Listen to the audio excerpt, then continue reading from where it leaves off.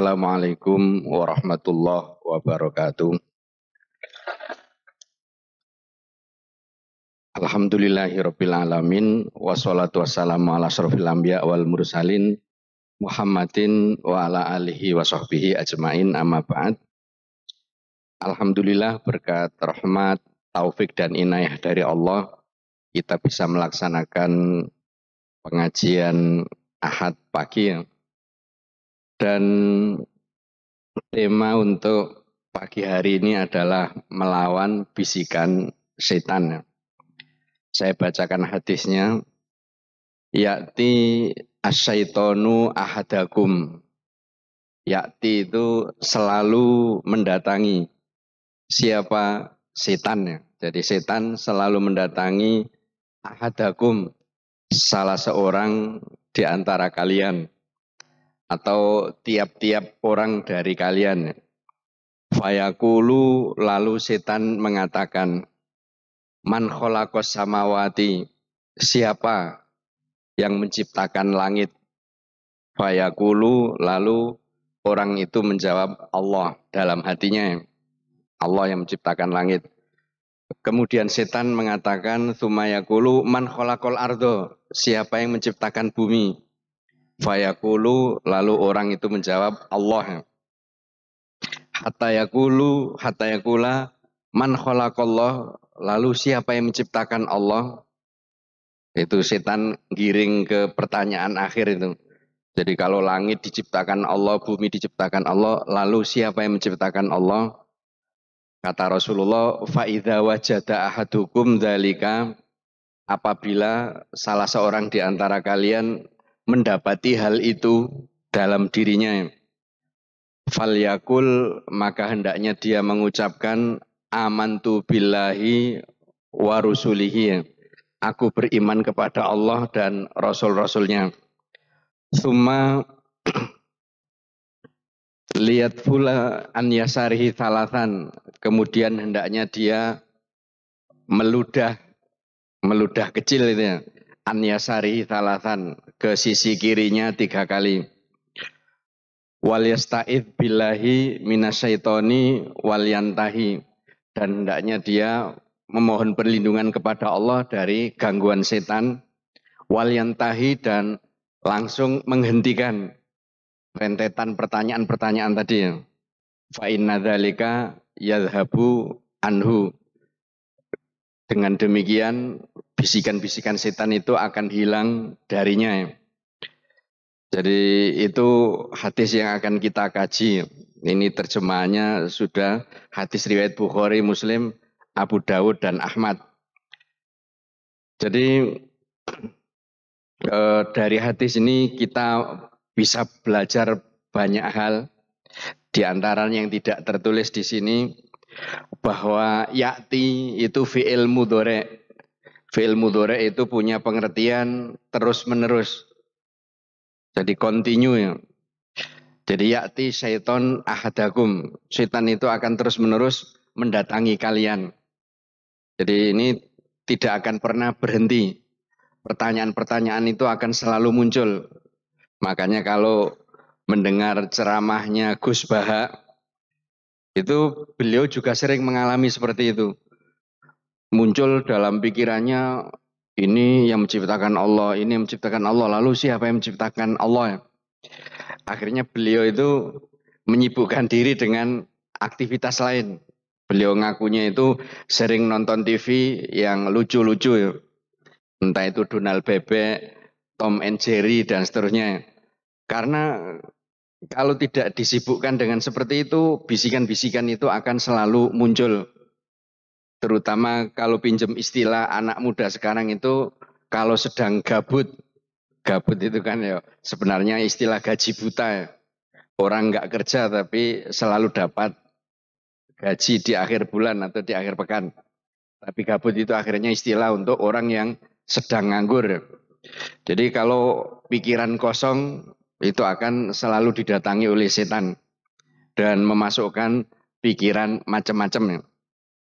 Terus di hadis tadi itu ahadakum. Ternyata setan itu membisik-bisiki kita itu ketika kita seringkali sedang sendirian. Makanya ya kita disuruh untuk tidak hidup sendirian. Kita harus bersama orang-orang yang soleh. Jadi dalam hadis-hadis itu seperti hadis riwayat ini cerita tentang Barsisa. Barsisa itu ya ahli ibadah, terus punya tempat khusus untuk ibadah. Dan dia ibadah selama 24 jam istilahnya. Tapi ternyata dia berhasil diperdaya oleh setan. Menurut ulama, pelajaran yang bisa diambil dari perubahan Barsisa. Dari ahli ibadah, setelah itu menjadi pemerkosa, setelah itu menjadi pembunuh, wanita yang diperkosa, setelah itu bersujud kepada iblis, dan akhirnya mati dalam keadaan kafir. Menurut ulama, Barsisa mengalami nasib yang tragis seperti itu karena dia hidup sendirian. Jadi berkholwat, menyendiri. Maunya sih khusyuk untuk beribadah. Tapi setan selalu mendatangi. Jadi akhirnya apa istilahnya setan menyebarkan berita Barsisa itu karena rajin beribadah dia dapat karomah, bisa mengobati penyakit apapun. Kebetulan ada satu keluarga yang punya anak gadis sakit sudah lama, diobatkan kemana-mana nggak sembuh. Akhirnya dibawa ke Barsisa dengan niat untuk diobati. Terus setelah gadis itu datang ke tempat ibadahnya Barsisa, setan membisik-bisiki, kamu seumur-umur nggak pernah ketemu wanita. Ini mumpung ada wanita yang cantik, masih muda, dan dia yang agak sakit, sehingga kalau kamu perkosa, dia nggak akan melakukan perlawanan. Akhirnya diperkosa, dan setelah itu setan menyebarkan berita bahwa, atau setan membisik-bisiki, kalau gadis ini kamu biarkan hidup, dia akan menceritakan apa yang dialaminya kepada keluarga dan masyarakat. Kamu harus membunuhnya. Akhirnya gadis itu dibunuh untuk menjaga nama baik. Jadi setan itu seperti itu. Untuk orang yang berbuat maksiat dibisik-bisiki untuk menjaga nama baik dengan melakukan dosa yang lebih besar, yaitu membunuh.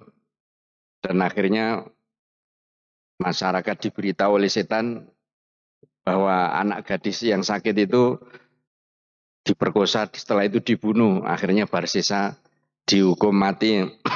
Tapi setan pada waktu itu menjelma menjadi seseorang, kalau kamu ingin selamat dari hukuman mati, kamu harus bersujud kepada saya.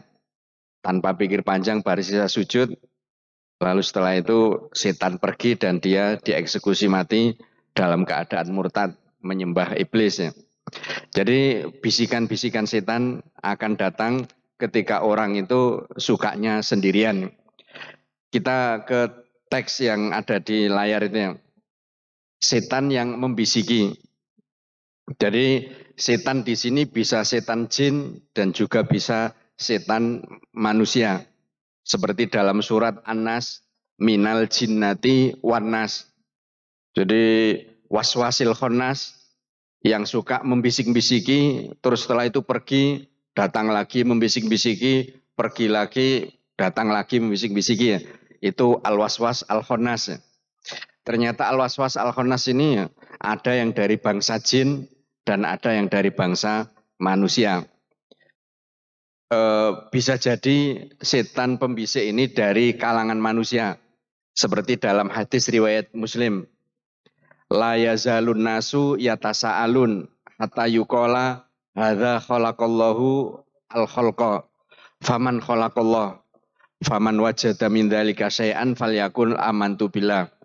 Jadi orang-orang itu akan terus-menerus bertanya-tanya sehingga dikatakan ini Allah telah menciptakan ciptaan-ciptaannya.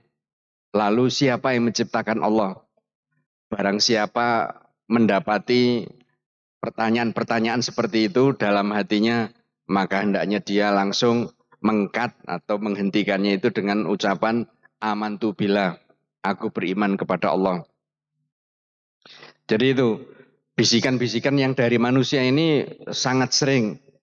Misalnya eh, biasanya dari channel apa kalau dibuka di YouTube atau di internet itu apa itu dakwahnya misionaris ya Kristen itu apa istilahnya melontarkan pertanyaan-pertanyaan agar kaum muslimin ragu dengan agamanya dan cenderung kepada agama Kristen. Jadi di depannya itu layarnya itu gambarnya itu ya, wanita jilbaban, laki-laki yang pakai peci dan baju koko ya. Terus judulnya itu ya kadang Isa dalam Al-Quran, Isa dalam surat Al-Fatihah dan seterusnya. Jadi itu manusia yang suka membisik-bisiki, ngajak diskusi dengan niatan agar kita itu ragu-ragu dengan agama kita. Dan itu juga dilakukan oleh orang-orang ateis.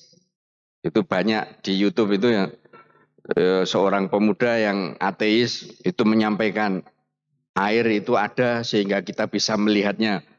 Api itu ada, makanya kita bisa melihatnya.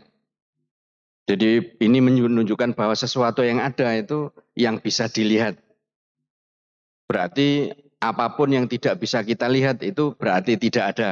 Seperti surga nggak bisa dilihat berarti surga itu nggak ada. Neraka nggak bisa dilihat berarti neraka itu nggak ada. Dan Allah nggak bisa dilihat berarti Allah itu tidak ada. Itu melontarkan pertanyaan-pertanyaan seperti itu.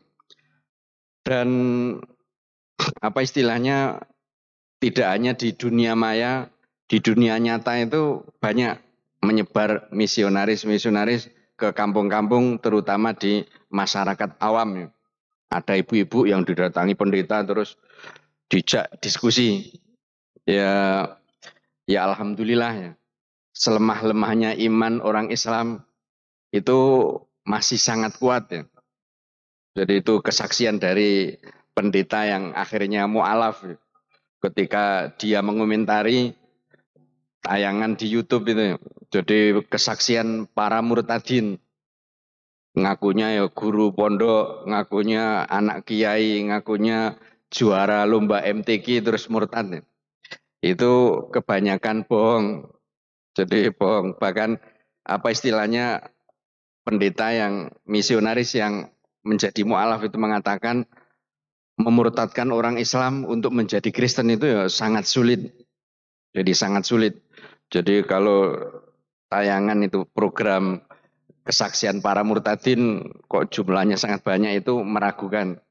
Jadi rata-rata mereka sebenarnya sudah Kristen tapi disuruh mengaku mu'alaf tadinya muslim terus murtad. Jadi intinya banyak setan-setan manusia yang akan mendatangi kita, ngajak diskusi, melontarkan pertanyaan-pertanyaan sehingga kaum muslimin ragu dengan agamanya, ragu dengan prinsip-prinsip keimanannya. Makanya kita harus hati-hati. Terus yang kedua bisa jadi dari kalangan setan jin. Seperti dalam hadis tadi. Ya'ti syaiton ahadakum fayakulu. Setan selalu mendatangi salah seorang di antara kalian. Lalu dia mengatakan, man kholako kadha, man kholako kadha. Hatta yakul man kholako robbaka. Jadi siapa yang menciptakan ini? Siapa yang menciptakan ini? Sampai setan itu pada akhirnya mengatakan atau bertanya, man khalaqa rabbaka? Siapa yang menciptakan Tuhanmu? Fa idza balaghahu falyasta'id billah wal yantahi. Kalau sudah sampai ke pertanyaan itu, siapa yang menciptakan Allah? Siapa yang menciptakan Tuhanmu? Hendaknya kita mohon perlindungan kepada Allah dan menghentikan rentetan pertanyaan-pertanyaan itu ya. Itu setan jin yang apa istilahnya ada dalam diri kita ya. Terus bisikan setan. Jadi kita terutama saat sendirian itu bisikan-bisikan setan itu akan muncul. Apakah bisikan setan itu menjadi pertanda kelemahan iman kita atau justru menjadi pertanda kekuatan iman kita. Jadi setan menggoda dengan bisikannya itu apakah ditujukan kepada orang-orang yang lemah iman atau kepada orang yang kuat imannya. Itu ulama mengatakan bisikan setan itu kadang menjadi pertanda kuatnya iman seseorang, tapi juga bisa menjadi pertanda lemahnya iman seseorang. Jadi tanda kekuatan imannya. Jadi ada seorang hamba itu digoda setan dengan godaan apapun itu nggak mempan. Jadi digoda macam-macam itu nggak mempan. Akhirnya setan itu biar tetap diakui sebagai setan dan menjadi pengikut iblis, dia hanya menjalankan rutinitas. Menggoda manusia itu hanya dengan sekedar bisikan-bisikan saja. Ini menunjukkan bahwa iman orang itu sangat kuat. Jadi setan sudah berputus asa, menggoda apapun nggak mempan, akhirnya ya itu sekedar menjalankan tugas untuk menjaga identitas dia sebagai setan. Jadi basa-basi saja. Jadi karena memang dalam hadis itu dikatakan inna syaiton layak jazu an an yu'bada as-sonamu fi ardil arabiyah. Jadi setan itu sudah putus asa, berhala itu akan disembah di tanah Arab lagi ya. Jadi setan nggak menargetkan orang-orang Islam itu kembali musyrik menyembah berhala. Tapi kalau ada yang murtad dan musyrik itu berarti bonus anugerah bagi setannya. Jadi setan sebenarnya sudah putus asa. Mereka lebih memfokuskan menggoda manusia itu untuk melakukan dosa-dosa kecil. Dosa-dosa kecil itu dosa-dosa yang orang menganggapnya sepele, bahkan orang menganggapnya tidak apa-apa. Karena itu kecil. Itu fokus setan seperti itu. Jadi merendahkan targetnya. Karena memang mereka sudah putus asa. Jadi intinya bisikan-bisikan setan itu kadang menjadi pertanda kuatnya iman seorang mukmin. Ini ada sekelompok orang mendatangi Rasulullah lalu berkata, "Ya Rasulullah, inna tuhaditsu anfusana bisai inna nuhaditsu anfusana bisai." Ya Rasulullah, dalam diri kami itu kami sering berbicara sendiri mengenai sesuatu. Min sa'ni Robbi, mengenai keadaan Tuhan, mengenai hakikat Tuhan. Jadi tadi seperti pertanyaan-pertanyaan yang tadi disebutkan di awal. Jadi sekelompok sahabat menyampaikan seringkali kita itu terjadi dialog dalam diri kita, tanya jawab dalam diri kita mengenai Tuhan kita. Layakuna ahaduna hamamatan ahabba ilaihi min an yutakallama bi. Seandainya kami itu istilahnya berubah menjadi bara, intinya seandainya kami terbakar sampai jadi bara, itu lebih kami sukai daripada kami harus menjawab pertanyaan-pertanyaan itu ya. Jadi lalu siapa yang menciptakan Allah? Lalu Allah itu sebelum tidak ada itu adanya di mana dan seterusnya. Dan Allah itu kapan mulai ada dan seterusnya. Dan kapan Allah itu akan berakhir. Jadi pertanyaan-pertanyaan seperti itu akan muncul dalam diri kita. Dan para sahabat ini merasa seandainya mereka terbakar, itu lebih baik, lebih mereka sukai daripada harus menjawab pertanyaan-pertanyaan itu ya. Faqala waqad wajatumuhu qalu na'am. Apakah kamu telah mendapati dalam dirimu pertanyaan-pertanyaan seperti itu? Kata Rasulullah ya. Qalu na'am, mereka menjawab ya. Lalu Rasulullah mengatakan Allahu Akbar, Allahu Akbar, Allahu Akbar. Dzaka sorihul iman wa fi riwayatin dzaka makhdul iman. Jadi Rasulullah bertakbir 3 kali, terus beliau mengatakan itu adalah kenyataan iman, sorihul iman. Atau dzalika makhdul iman, itu adalah inti keimanan. Jadi ketidakinginan untuk menjawab pertanyaan-pertanyaan itu menunjukkan dalam dirinya ada iman yang kuat. Sehingga bisikan-bisikan setan itu nggak mempan. Jadi itu adalah sorihul iman, itu kenyataan iman. Atau mahdul iman, itu inti keimanan. Alhamdulillah ala dirodda kaidau ilal waswasa. Segala puji bagi Allah yang menolak tipu daya setan itu hingga menjadi sekedar bisikan-bisikan saja. Jadi itu istilahnya ternyata para sahabat yang mengalami, dan para sahabat itu seandainya mereka mati itu lebih baik daripada melanjutkan pertanyaan-pertanyaan itu ya. Bahkan membicarakannya mereka juga nggak mau. Nah, kata Rasulullah itu adalah pertanda iman kamu itu kuat, iman kamu itu nyata ya. Dan Rasulullah memuji Allah karena telah menolak godaan setan hanya sekedar berupa bisikan-bisikan ya. Jadi setan sudah nggak mampu melakukan cara apapun kecuali sekedar melakukan bisikan-bisikan terhadap orang-orang beriman. Yang kedua, bisa jadi bisikan itu menjadi tanda kelemahan iman seorang muslim. Dengan apa istilahnya, orang dia itu kalau muslim tapi imannya lemah,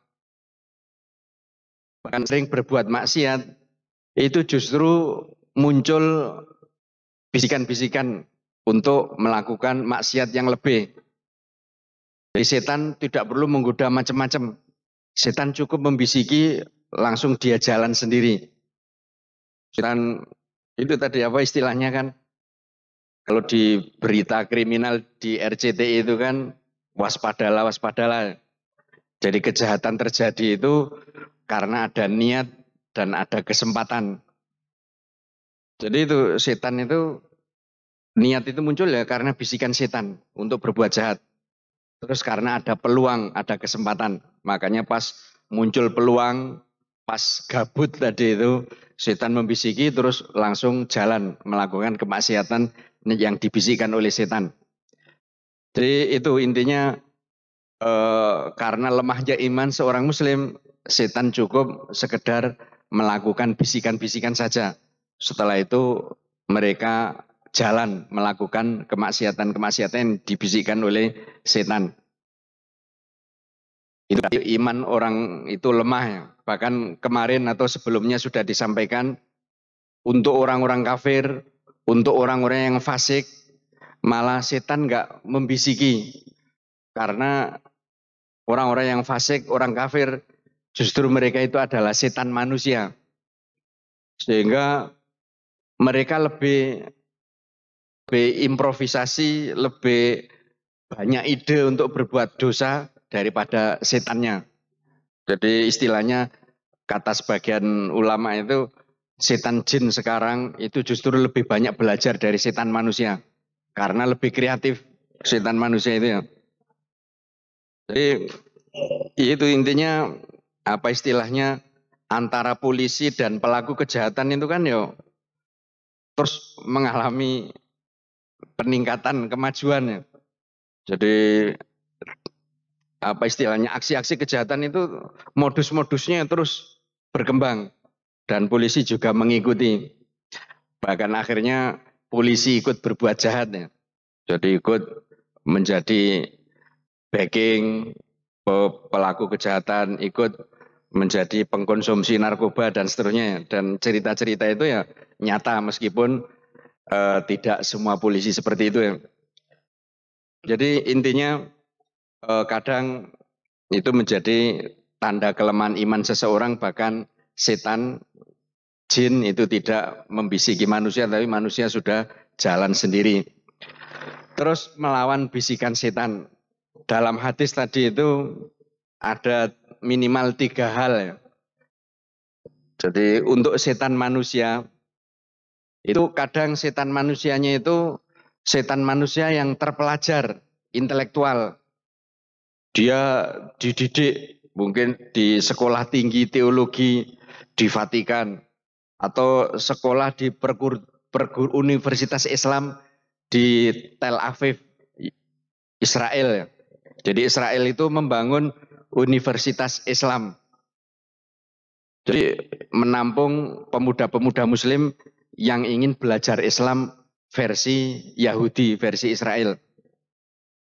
Ternyata petinggi-petinggi ISIS seperti Abdurrahman Al-Baghdadi dan yang lainnya itu ternyata ya alumni Universitas Islam di Israel. Jadi ada yang memang disetting menjadi keras, terus ekstremis, tapi ada yang disetting liberal. Jadi ternyata banyak anggota ISIS atau Daesh itu yang dia itu KTP-nya KTP Israel, warga negara Israel. Karena yang menjadi warga negara Israel itu ya multiras.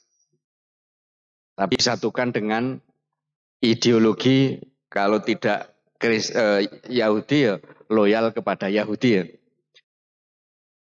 Jadi kalau dari kalangan intelektual setan manusianya itu ya kita hadapi dengan argumentasi.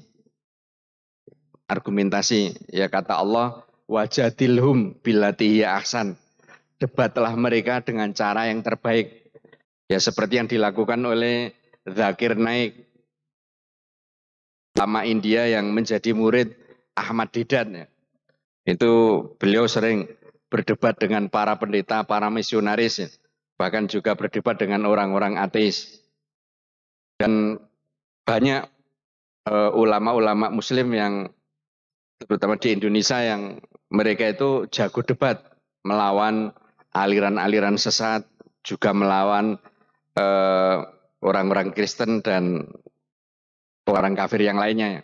Kalau zaman dulu itu Hasan itu jago debat ya. Pendiri Persis, Persatuan Islam itu jago debat. Banyak berdebat dengan komunis, berdebat dengan orang-orang sekuler dan seterusnya. Terus juga ada Kiai Madura itu Bahauddin Mudhori itu berdebat dengan seorang Kristen dan akhirnya setelah sekian hari dia masuk Islam ya. Atau dari Solo itu dulu ada Arkanuddin almarhum terus diteruskan oleh Ustadz Solehan Dewan Dakwah. Intinya kaum muslimin harus ada sekelompok orang yang mereka ini mendalami agama-agama di luar Islam, pemikiran-pemikiran di luar Islam untuk menghadang laju dan gelombang kekafiran dan pemikiran-pemikiran yang sesat. Dalam ungkapan itu layak riful Islam man layak riful jahiliyah. Jadi tidak mengenal Islam orang yang tidak mengenal jahiliyah. Makanya kenapa para sahabat itu imannya paling kuat karena mereka itu orang yang paling paham dengan jahiliyah. Jahiliyah yang pertama. Terus juga ada ulama mengatakan nahnu nata'allamu syarra la lisari walakin linatawakko anhu. Jadi kita itu mempelajari keburukan bukan karena keburukan itu sendiri, tapi agar kita bisa menjaga diri dari bahaya keburukan-keburukan tersebut. Dan insya Allah selalu ada sekelompok kaum muslimin yang berjuang kalau ini untuk membela Islam dan mendakwakan Islam melawan pemikiran-pemikiran yang menyimpang. Kalau di YouTube itu Ustadz Zuma itu yang sering berhadapan dengan para pendeta. Insya Allah selalu ada. Jadi kita harus apa istilahnya orang Islam harus menyiapkan menghadapi setan-setan manusia yang intelektual itu ya dengan ilmu sehingga bisa mengalahkan mereka, syukur-syukur bisa mengantarkan mereka mendapatkan hidayah dari Allah. Terus jika setan manusianya itu orang bodoh, maka dihadapi dengan sikap tegas dan keras. Karena dia bodoh, ikut-ikutan. Jadi apa istilahnya dia sebenarnya nggak paham. Jadi bukan berdasarkan ilmu, tapi mungkin karena syahwat saja. Karena syahwat, karena ingin hidup bebas, tidak terikat oleh aturan Islam. Tidak ingin dikekang oleh norma-norma Islam. Sehingga akhirnya dia memunculkan macam-macam ya. Ya misalnya munculnya aliran-aliran sesat di Sunda atau di Jawa itu ya. Ada apa itu aliran, itu kan karena ada istilahnya kebebasan untuk menyalurkan syahwat. Jadi ada ajaran sesat yang ritualnya itu mandi bareng laki perempuan, enggak enggak ada selai benang pun ya. Akhirnya banyak orang yang seneng. Terus ada aliran yang membebaskan pengikutnya untuk sholat. Yang penting infak rutin dan macam-macam ya. Ini sebenarnya itu orang-orang bodoh. Mereka itu apa istilahnya ingin berbuat dosa, ingin melampiaskan syahwatnya, tapi dengan alibi-alibi biar mereka merasa tidak berdosa dan mendapatkan dukungan dari sebagian orang. Maka harus disikapi dengan tegas. Abu Hurairah itu pernah didatangi oleh orang-orang Irak. Jadi orang-orang Irak itu kan dalam Islam itu ada fikih, ada dua madhab, dua aliran fikih. Yang di Hijaz, Mekah, Madinah itu aliran ahlul nakli, jadi serba dalil. Tapi kalau Irak dan sekitarnya itu ahlul ro'i. Ro'i seperti madhab Hanafi itu madhab Irak, ahlul ro'i lebih dominan nalarnya. Tapi kalau Imam Abu Hanifah dan murid-muridnya kan terkendali intelektualitas mereka. Tapi ada orang-orang Irak yang awam itu ya suka melontarkan pertanyaan-pertanyaan yang tidak bermutu. Misalnya ada orang Irak datang kepada Ibnu Abbas, wah Ibnu Abbas, bagaimana hukumnya kalau ada darah nyamuk mengenai kita? Ibnu Abbas nggak mau jawab. Jadi kalian itu bertanya tentang darah nyamuk, padahal kalian yang mengalirkan darah Husain. Karena orang-orang Irak itu yang menyebabkan Husain terbunuh di Karbala. Dan mereka sering bertanya tentang hal-hal yang belum kejadian.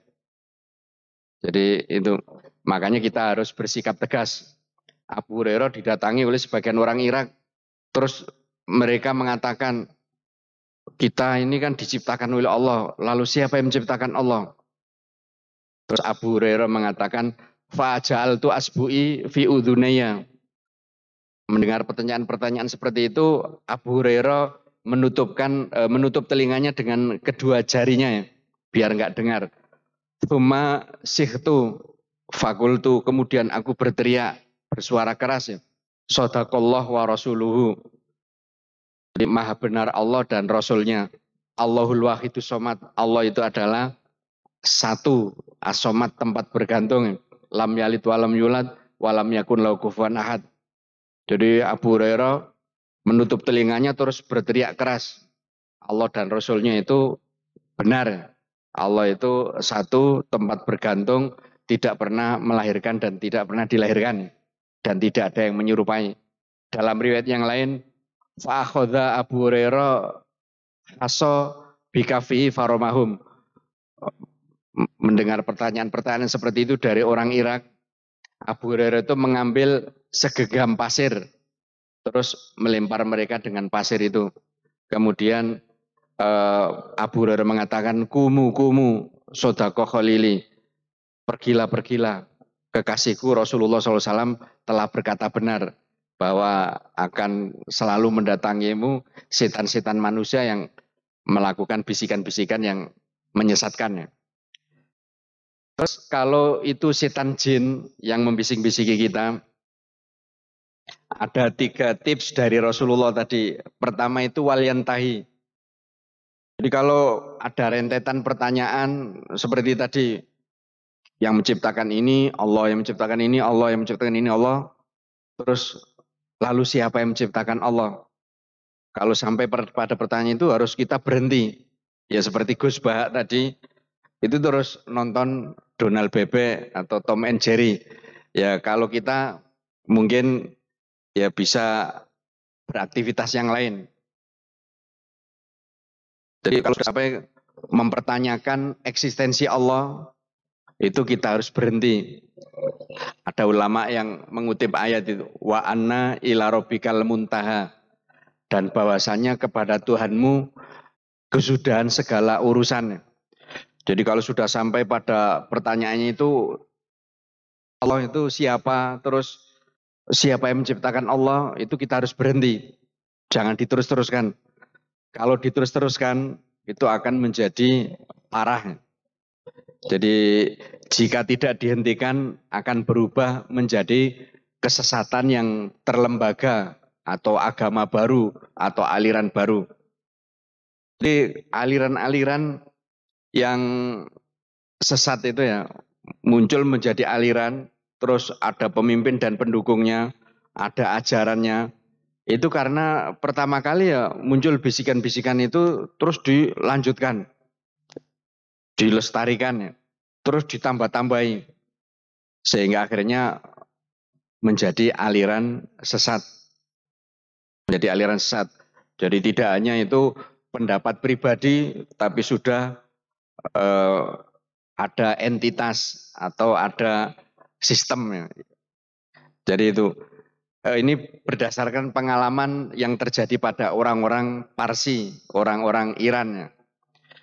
An Ibni Abbasin qala, Ibnu Abbas berkata, Inna ahla Farisin, sesungguhnya penduduk Parsi, lama mata nabiyuhum, ketika nabi mereka meninggal dunia, kata balaum iblis al-majusia. Iblis itu mendiktikan kepada mereka ajaran majusi. Jadi pernah diutus nabi ke wilayah Iran atau Parsi, kalau sekarang Iran ya. Nabi, ada yang mengatakan nabi itu adalah Zarathustra atau Zoroaster. Tapi ya kita tidak boleh memastikan bahwa Zoroaster itu seorang nabi. Karena untuk memastikan sebuah nama atau sosok tertentu sebagai nabi, itu harus ada dalil dari Al-Quran maupun hadis sahih. Tidak ada hadis sahih yang mengatakan Zoroaster itu nabi. Ya hanya perkataan Ibnu Abbas, ketika nabi yang diutus kepada penduduk Parsi itu meninggal dunia, siapa dia ya kita nggak tahu. Lalu iblis mendiktikan agama baru yaitu majusi. Ya awalnya itu bisikan-bisikannya itu ya apa istilahnya bagus-bagus. Jadi apa itu ya iblis mengajak penduduk Parsi itu berpikir, oh ternyata dalam kita itu ada dua bagian. Ada bagian yang baik, ada bagian yang buruk. Terus dalam diri kita itu juga ada ajakan atau kecenderungan untuk berbuat baik dan untuk berbuat buruk. Terus ternyata yang buruk-buruk ini akhirnya mengantarkan kita kepada keburukan yang lain.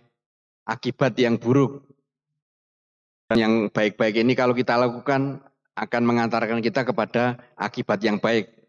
Akhirnya terus apa istilahnya dimunculkan, akhirnya istilahnya mengkristal terus menjadi pemahaman baru. Ada pemahaman terang dan gelap. Jadi ada terang dan gelap. Dan ternyata masing-masing punya penguasa. Makanya ada Tuhan terang dan ada Tuhan gelap. Dan seterusnya. Jadi akhirnya menjadi agama yang punya ajaran-ajaran seperti itu. Ya seperti Kristiani sekarang katakanlah ya. Itu kan ya Nabi Isa alaihissalam ketika mendakwakan ajaran beliau kepada orang Yahudi atau Bani Israel, itu ya monoteisme, ajaran satu Tuhan, tauhid. Yang didakwakan oleh Nabi Isa itu ya tauhid. Terus ternyata ada orang Yahudi, jadi Yahudi dengan Kristen itu ya dendam, ada permusuhan abadi. Yahudi dengan Islam ya ada permusuhan abadi, Yahudi dengan Kristen ya ada permusuhan abadi. Jadi dan Yahudi ini dendamnya kepada agama-agama lain itu sangat besar karena mereka akan selalu kalah dalam bersaing. Karena agama Yahudi itu agama yang istilahnya bukan agama universal, agama lokal. Jadi mereka meyakini Yahudi itu agama untuk Bani Israel saja. Selain Bani Israel nggak berhak memeluk agama Yahudi. Sementara Kristen yang tadinya itu hanya untuk domba-domba liar Israel, Bani Israel, itu oleh pendeta-pendeta Kristen atau oleh petinggi-petinggi Kristen diubah menjadi agama universal. Sehingga manusia dari kelompok apapun, ras apapun, suku bangsa apapun bisa memeluk Kristen. Akhirnya agama Yahudi ini kalah bersaing. Makanya di antara ajaran Yahudi itu menghancurkan para pengikut agama lain itu adalah satu bentuk ritual ibadah yang diperintahkan oleh Tuhan mereka. Mereka menghancurkan agama-agama lain. Kebetulan yang diutus untuk menghancurkan Kristen itu Paulus. Paulus ini nama aslinya Saul.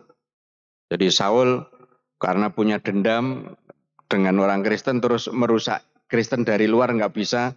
Saul pura-pura masuk Kristen terus mengubah namanya menjadi Paulus dan mengubah ajaran Kristen yang tadinya tauhid berubah menjadi Trinitas. Terus cerita-cerita tentang Yesus itu ditambah-tambahi dengan dongeng India, Krishna.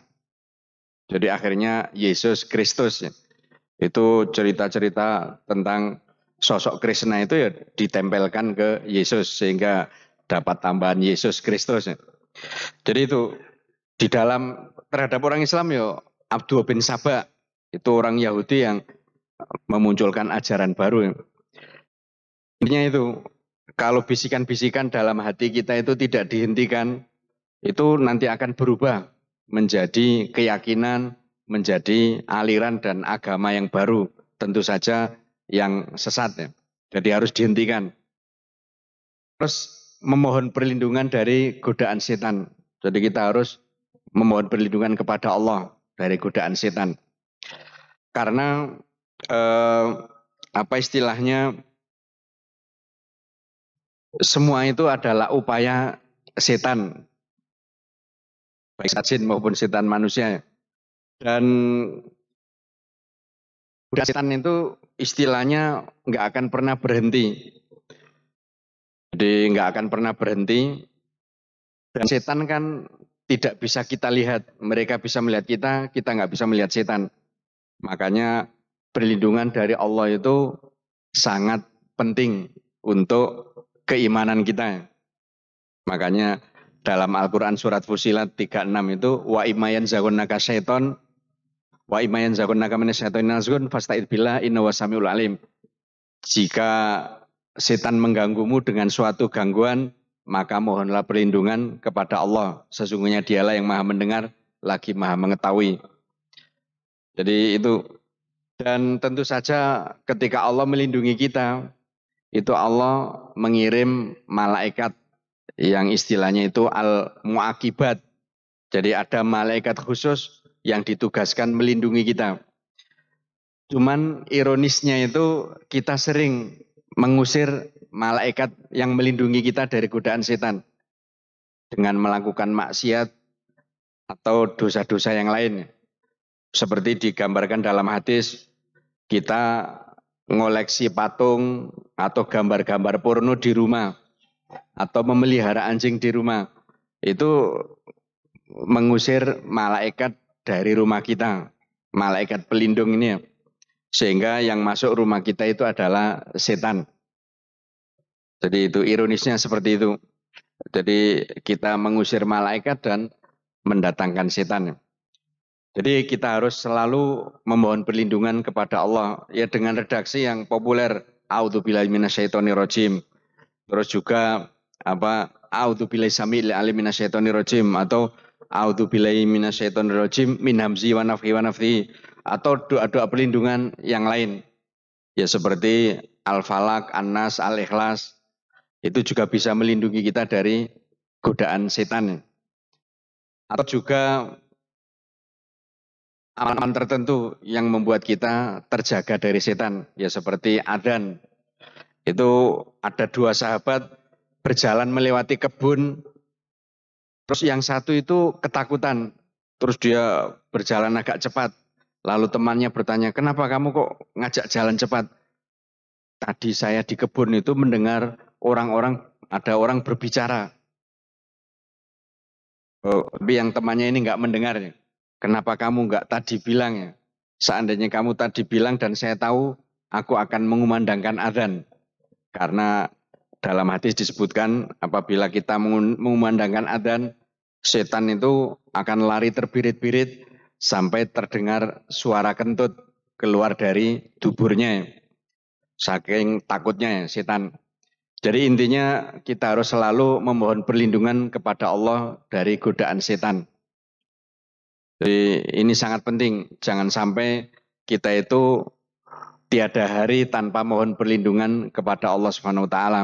Terutama sekarang kita itu sudah dikepung oleh setan jin dan setan manusia.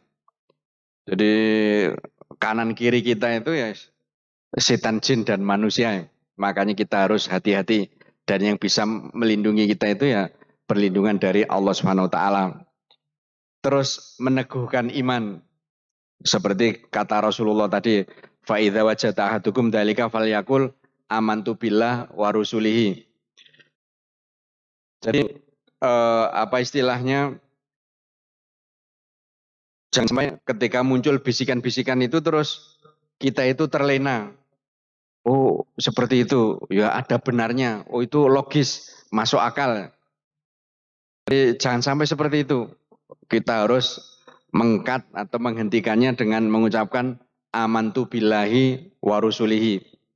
Karena sebenarnya apa yang terdengar masuk akal itu kalau benar-benar direnungkan itu sebenarnya tidak masuk akal. Misalnya tadi rentetan pertanyaan, yang menciptakan langit Allah, yang menciptakan bumi Allah, lalu siapa yang menciptakan Allah? Karena pasti sesuatu yang ada itu pasti ada yang menciptakan. Jadi saudara pasti menciptakan. Berarti kalau Allah itu ada yang menciptakan. Tapi sebenarnya kan dalam akal itu, di akal kita juga ditanamkan oleh Allah nalar yang baik. Kalau Allah itu pencipta, ya berarti Allah itu yang menciptakan, bukan diciptakan. Jadi kalau Allah itu diciptakan berarti dia bukan Tuhan. Justru yang menciptakan itulah yang Tuhan. Ya seperti Yesus. Apakah Yesus itu Tuhan?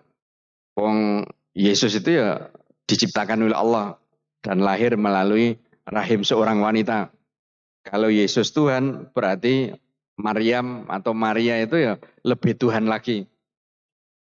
Iya. Terus kalau Yesus itu Tuhan, bagaimana dengan umat manusia sebelum Yesus lahir? Jadi sebelum Yesus lahir, berarti mereka itu enggak bertuhan karena Tuhannya belum lahir. Jadi intinya bisikan-bisikan setan itu sesuatu yang sekilas logis, tapi sebenarnya tidak logis. Seperti yang tadi, bangku terlihat, makanya bangku itu ada, atau bangku itu ada, makanya terlihat. Rumah terlihat, makanya ada, atau ada terus terlihat. Jadi sesuatu yang ada itu harus bisa dilihat. Dan sesuatu yang apa istilahnya bisa dibuktikan dengan kasat mata. Padahal mereka sendiri itu kalau dikatakan arus listrik itu ada atau tidak, mereka jawab ada. Terus apakah kamu bisa melihat arus listrik? Jadi ternyata mereka tidak bisa melihat arus listrik, tapi meyakini arus listrik itu ada. Ini menunjukkan bahwa sesuatu yang ada itu tidak mengharuskan selalu bisa dilihat.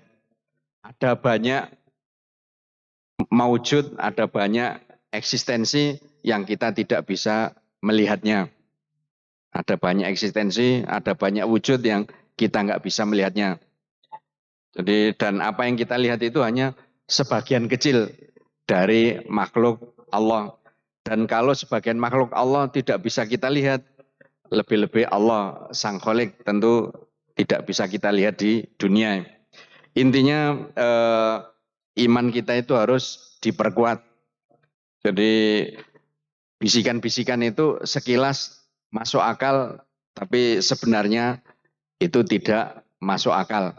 Makanya kenapa ulama-ulama Islam ketika berdebat dengan orang-orang ateis, aliran-aliran sesat itu sering menang atau selalu menang. Karena ternyata ajaran Islam itu ajaran yang sangat logis. Sementara pemikiran-pemikiran mereka, ajaran-ajaran mereka itu ajaran yang tidak masuk nalar. Meskipun sekilas itu masuk nalar ya. Jadi mungkin oh ya sudah habis. Barangkali ada pertanyaan mengenai materi untuk pagi hari ini. Intinya begini, ini ada ungkapan terakhir. Dengan berhenti, tadi kan ada 3 cara itu. Berhenti, menghentikan rentetan pertanyaan dalam hati kita. Yang kedua, beristiadah, mohon perlindungan kepada Allah. Dan yang ketiga itu meneguhkan iman. Dengan berhenti dapat memutus keburukan secara langsung. Jadi begitu muncul pertanyaan-pertanyaan yang aneh-aneh, langsung kita berhenti dengan menyibukkan diri dengan aktivitas lain yang positif. Itu berarti keburukan, efek buruknya bisa kita hentikan. Terus dengan istiadah dapat memotong penyebab munculnya keburukan ini. Jadi bisikan-bisikan itu kan datangnya dari setan. Ketika kita mohon perlindungan kepada Allah dari gangguan setan, berarti setannya pergi. Sehingga penyebab munculnya bisikan-bisikan itu hilang. Terus dengan iman kita mengambil sandaran dan perlindungan yang kuat untuk melawan semua penentang kebenaran. Jadi iman ini istilahnya solusi yang kontinu. Karena bisikan itu akan selalu ada. Dan hadapi dengan iman. Sehingga setan itu akan menyerah. Enggak membisik-bisikkan lagi. Dulu sudah pernah disampaikan penjelasan dari Ibnul Qayyim. Ibnul Qayyim itu kan membagi hati manusia menjadi 3. Itu sudah sering disampaikan. Hati ibarat istana raja, hati ibarat rumah saudagar, pedagang kaya, hati ibarat rumah reot. Hati ibarat istana raja itu hati para nabi dan rasul serta wali-wali Allah yang imannya sangat kuat. Menurut Ibnul Qayyim,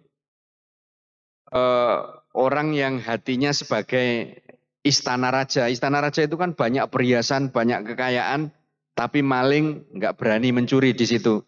Karena mencuri di istana raja itu sama dengan bunuh diri. Karena pasukan penjagaannya itu sangat ketat. Maling mau mencuri di situ ya sama dengan bunuh diri. Begitu juga setan. Tidak mau menggoda para nabi dan rasul serta wali-wali Allah yang imannya sangat kuat. Makanya disebutkan dalam hadis, setan yang bertugas menggoda Nabi Muhammad SAW itu tidak memerintahkan kecuali kebaikan. Karena setan yang bertugas menggoda Nabi itu sudah melempar handuk, menyerah. Jadi sudah menyerah. Dia daripada sakit hati, lebih baik ya menyuruh Rasul untuk berbuat baik. Sehingga dia merasa senang perintahnya dilakukan oleh Rasulullah. Begitu juga wali-wali yang imannya kuat. Seperti Abu Muawiyah. Itu pernah sholat, terus ada orang yang memberitahu kakinya ada najisnya. Lalu Muawiyah melihat kakinya ternyata ada kotorannya. Terus Muawiyah bertanya, kamu ini siapa? Kok wajah kamu asing? Lalu dia menjawab, aku ini setan yang menjelma menjadi manusia. Duh, setan kok malah memerintahkan kebaikan, menunjukkan kebaikan. Ya tidak semua setan jelek. Saya ini termasuk setan yang baik. Jadi mungkin intinya apa istilahnya itu dia daripada kecewa menggoda manusia yang imannya kuat, akhirnya dia menyuruh untuk berbuat baik. Terus juga hati yang bagai rumah riot tadi ya. Rumah riot kan nggak mungkin disatroni maling karena nggak ada apa-apa. Begitu juga hati orang kafir, hati orang fasik yang dosa-dosanya menggunung. Itu setan nggak mau menggoda karena tanpa digoda sudah jalan sendiri.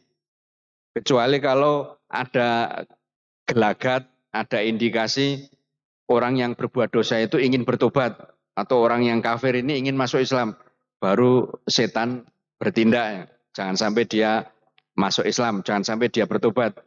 Atau mungkin setan punya misi baru untuk proyek kejahatan yang lebih besar, baru setan akan menggoda. Tapi kalau nggak ada itu, setan malah melihat dari jauh saja karena sudah jalan sendiri. Sementara kita-kita ini hatinya itu seperti rumah saudagar, menjadi incaran banyak maling, tapi penjagaannya itu tidak terlalu ketat. Terutama pedagangnya itu dari pagi sampai sore kerja di pasar, malam harinya mungkin tertidur pulas. Maka harta kekayaannya itu menjadi sasaran maling untuk digondol atau dicuri. Begitu juga hati kita ini. Ini banyak memancing setan untuk menggoda dan menyesatkan kita. Sementara penjagaan kita tidak kuat. Wirid zikir kita ya tidak kontinu. Ya wiridnya itu ya sesekali saja. Bacaan Qur'annya juga tidak sehari satu juz, tapi sehari itu ya satu halaman. Bahkan seringkali lupa. Satu halaman itu mungkin satu minggu. Jadi akhirnya itu setan itu eh, berusaha untuk menggoda dan mengganggu kita. Terutama istilahnya itu kalau kita itu sudah, ya mohon maaf misalnya istilahnya itu sudah nggak perawan lagi. Artinya dalam tubuh kita itu ada penjagaan yang sudah terbuka. Misalnya ada orang yang dia dengan sukarela memasukkan jin dalam tubuhnya karena dia pernah belajar ilmu kanuragan atau dia mengundang setan biar bisa menaklukkan wanita dan seterusnya itu. Dia mengundang setan sendiri. Maka setannya itu ibaratnya sudah tahu jalan masuk sehingga lebih mudah bagi setan untuk menyusup dan menaklukkan kita. Makanya penjagaannya harus lebih ketat. Jadi itu bisikan-bisikan ini akan selalu ada, tapi kita nggak boleh sembrono ya, meremehkannya. Jadi kita segera menghentikan, senantiasa mohon perlindungan kepada Allah dan kita memperkuat iman kita. Kita semakin rajin belajar Islam, semakin semangat eh, menunaikan berbagai macam ibadah dan berkumpul dengan orang-orang yang soleh. Itu yang akan melindungi kita dari bisikan-bisikan setan. Itu yang bisa kami sampaikan dan kayaknya tidak ada pertanyaan itu ya. Apa ada pertanyaan? Monggo. Kayaknya tidak ada karena eh, nanti takut dianggap setan baru karena suka melontarkan pertanyaan ya tidak. Jadi pertanyaan itu ya ada yang bermanfaat, ada yang tidak bermanfaat. Jadi justru pertanyaan itu separuh ilmu. Separuh ilmu ya. Oh, enggak, ada silakan.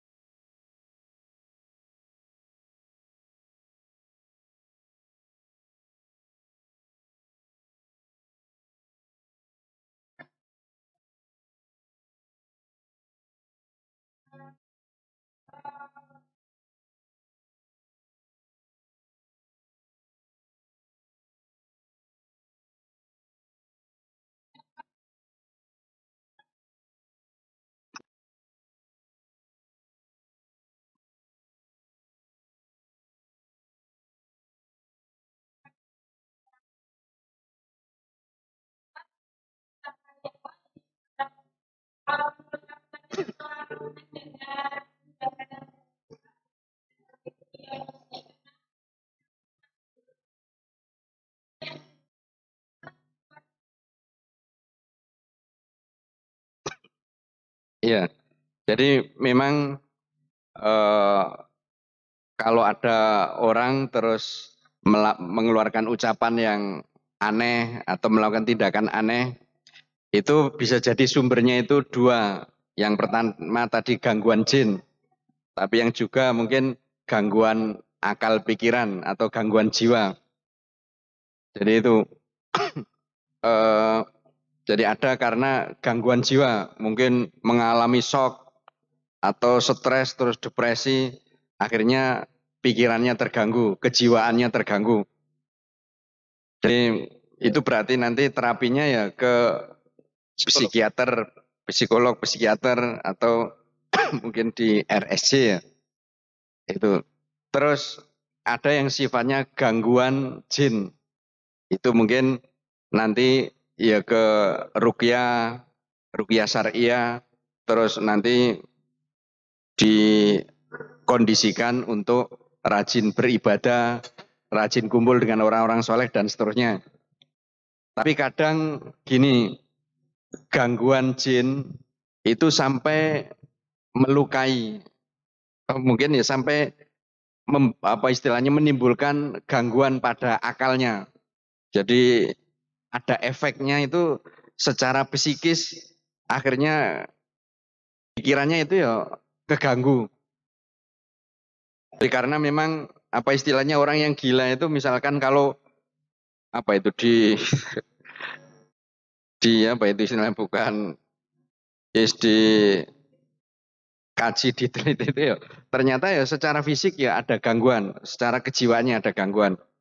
Jadi kadang intinya gangguan setan itu berarti bukan orang normal terus dikuasai setan sehingga ucapannya nggak terkontrol, tindakannya nggak terkontrol.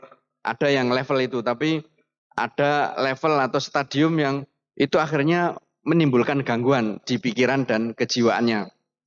Sehingga akhirnya dia menderita gangguan jiwa dan akal pikiran. Maka terapinya itu ya jinnya ini diusir dengan ruqyah, terus dilakukan terapi yang lain secara medis. Jadi tetap dua-duanya itu tetap jalan. Dan meskipun dia itu kena gangguan mental dan seterusnya, bacaan Al-Quran atau ruqyah juga ada fungsi untuk meringankan. Karena antara fisik dengan psikis itu ada hubungan yang sangat erat ya, dan saling mempengaruhi.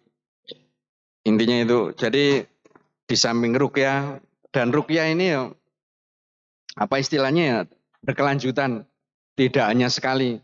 Karena ada setan-setan yang memang dia itu cemen atau istilahnya pecundang. Dengan sekali baca, sekali ruqyah, dia keluar, nggak berani lagi. Tapi ada jin atau setan itu yang dia mental pejuang, berani mati ya.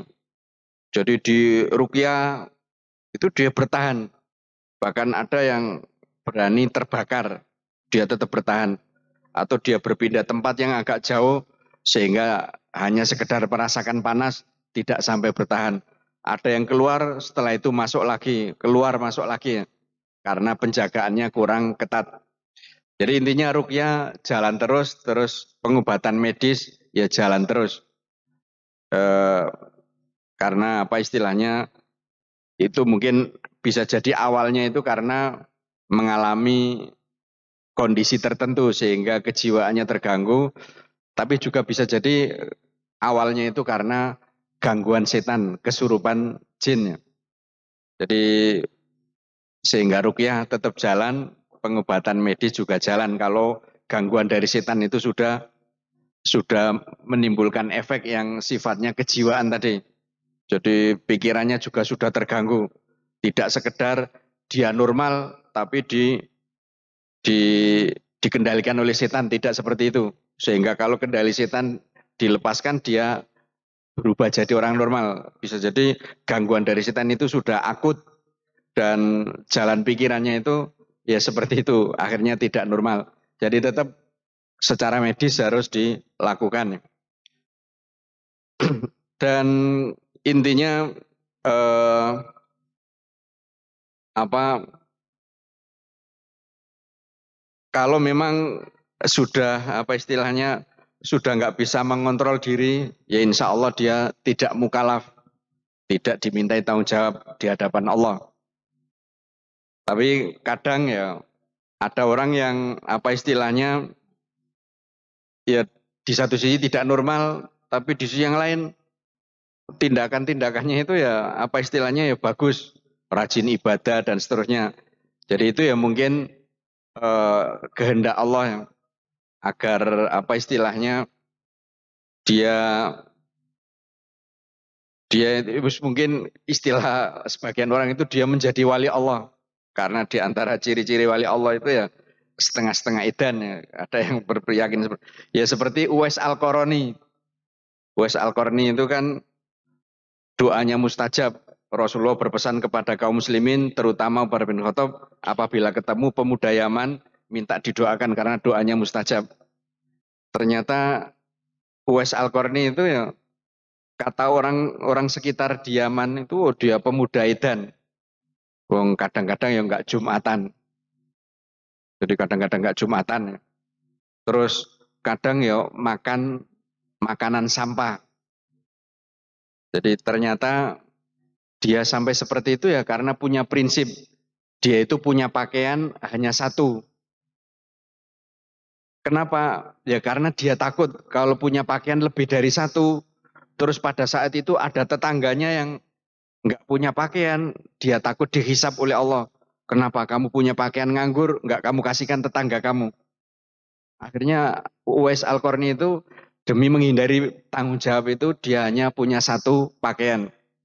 Sehingga kalau pas pakaiannya kotor pada hari Jumat, ya otomatis nggak bisa Jumatan.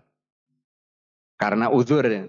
Oh nggak punya pakaian, masa ke masjid telanjang karena pakaiannya lagi dijemur. Terus dia makan sampah karena dia itu yang nggak punya cadangan makanan. Jadi dia semuanya sudah disedekahkan. Dan kalau dia punya makanan enak, itu khawatir. Kenapa kamu enak-enakan makan sampai kenyang, sementara tetanggamu kelaparan. Akhirnya dia itu milih makan yang tadi, makanan yang setengah basi. Karena dengan begitu kan Allah tidak minta tanggung jawab dia. Wong karena ini makanan nggak ada yang mau kecuali dia. Jadi seperti itu. Itu kan pilihan hidup. Ternyata ya logis dan dalam pandangan umum mungkin beliau dianggap edan atau gila. Jadi ada orang yang memang menempuh risiko seperti itu demi mencari sesuatu yang lebih baik bagi dia di hadapan Allah. Jadi tidak semua orang yang nyentrik-nyentrik, yang agak gimana-gimana itu terus dia gila. Bisa jadi itu ya pilihan atau mungkin itu hasil dari pemikiran yang ada benarnya selama tidak melakukan dosa. Jadi ada yang pemikirannya sesat. Itu Thariqah Malama itu ya. Thariqah Malama itu mereka punya prinsip orang yang dibenci oleh Allah itu orang yang paling dicintai oleh manusia. Sebaliknya orang yang paling dibenci oleh manusia itu yang akan dicintai oleh Allah. Itu mereka punya prinsip seperti itu. Kan di satu sisi ya ada benarnya. Jadi kalau kita memburu cinta manusia, risikonya ya kita akan mengundang murka Allah. Tapi kalau kita mengundang ridho Allah, risikonya itu kita dibenci manusia. Makanya terus mereka itu fokus bagaimana dibenci manusia biar dapat ridho Allah. Akhirnya ini dia fokusnya itu bagaimana biar bisa dibenci oleh manusia. Ternyata pilihannya itu dia mencuri, terus berbuat maksiat, berbuat jahat dengan niat agar dibenci manusia sehingga dengan begitu mereka menjadi orang yang dicintai Allah ya. Tapi itu kan ya sesat juga ya. Jadi intinya itu apa kalau ada orang yang mengalami gangguan seperti itu ya ruqyah tetap jalan. Terus terapi medis ya jalan. Itu bagian dari ikhtiar kita. Semoga kembali normal. Tapi kalau ada yang istilahnya ada nyentrik-nyentrik, unik-unik sedikit, tapi dia secara umum normal, ibadahnya rajin dan seterusnya, dalam hal kebaikan juga dia tidak ada masalah ya. Mungkin itu gaya hidup yang ditakdirkan oleh Allah untuk dia ya. Bisa jadi itu ya untuk mengangkat derajatnya atau menghapus dosa dan seterusnya. Wallahu alam. Jadi ada wali-wali Allah yang edan itu dalam buku cerita-cerita wali-wali Allah yang orang memandang mereka ini gila, ternyata mereka itu wali Allah, yaitu orang-orang aneh tapi sebenarnya tidak aneh, tapi itu aneh bagi umumnya orang. Ya, seperti Abu Dzar Al-Ghifari itu untuk hari ini ya nyarinya hari ini, untuk besok nyarinya besok. Jadi dia nggak punya ATM, nggak punya uang, nggak punya tabungan. Untuk hari ini ya nyarinya hari ini, untuk besok nyarinya besok. Jadi persis seperti burung. Jadi nggak nabung, nggak apa ya. Dan itu terasa aneh bagi orang lain pada zaman Utsman bin Affan. Akhirnya Abu Dzar itu direkomendasikan untuk hidup sendiri di Robdah dan dicukupi oleh Utsman bin Affan ya. Karena gaya hidupnya itu eh, dipromosikan kepada orang-orang dan akhirnya menimbulkan fitnah. Itu mungkin jawaban dari saya yang mungkin agak ngelantur. Kita tutup dengan doa kafaratul majelis. Subhanakallahumma bihamdika asyhadu alla ilaha illa anta astaghfiruka wa atubu ilaik. Billahi taufiq wal hidayah. Wassalamualaikum warahmatullahi wabarakatuh.